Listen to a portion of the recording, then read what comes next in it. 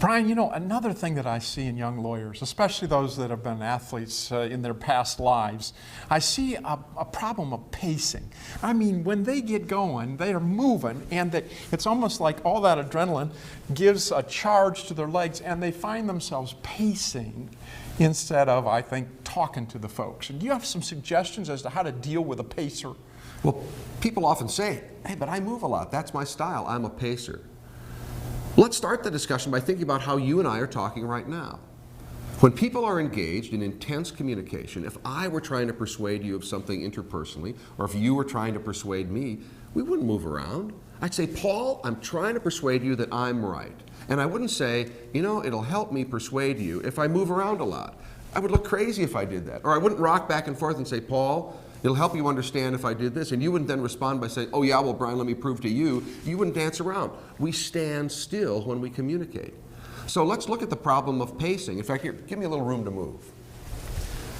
The problem with pacing is this, that it's seductive, no question. When the adrenaline goes into the legs, and the legs are the big muscles of the body, the buttocks, the thighs, the calves, when those big muscles get the energy of adrenaline, the energy that is encouraging the body to engage in flight, I'm out of here, the legs want to move. And so here's what happens. The body starts to move back and forth.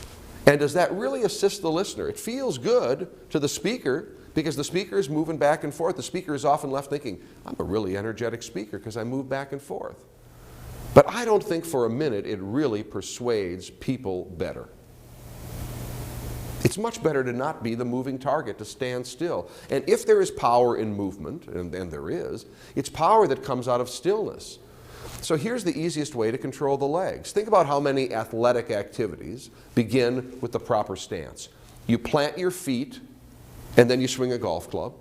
You plant your feet, and then you swing a baseball bat. It makes sense to say, as a speaker, in a courtroom or any other venue, plant your feet and stand still. Mantra number one. And then Newton's law of motion becomes Newton's law of trial advocacy. A body at rest will tend to remain at rest. And a body in motion will tend to remain in motion. And it's amazing in watching people perform, watching people on video do a performance, how much they walk aimlessly back and forth for no purpose. And after you've done this for a while, there's no power left in that random pacing. So plant your feet and stand still.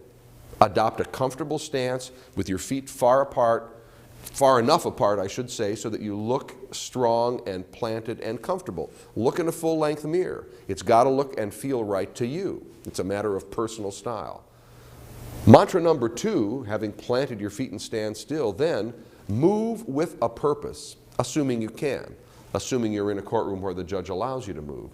Don't just move randomly because your buttocks, your thighs, and your calves want to move. Move because it makes sense. What's the purpose? Well, think of the move as transitional. As I move from one idea to another idea, logically, that's when I'm going to move from one place to another place in the courtroom. Then for the listener, there's some sense of, oh, he's moving on, and oh, look, he's moving. So plant your feet and stand still before you say a word. Get that foundation under your style. Then logically decide, oh, here would be a logical place to move and move with a purpose. That then gives you control of the legs. You've got control of your body from the waist on down.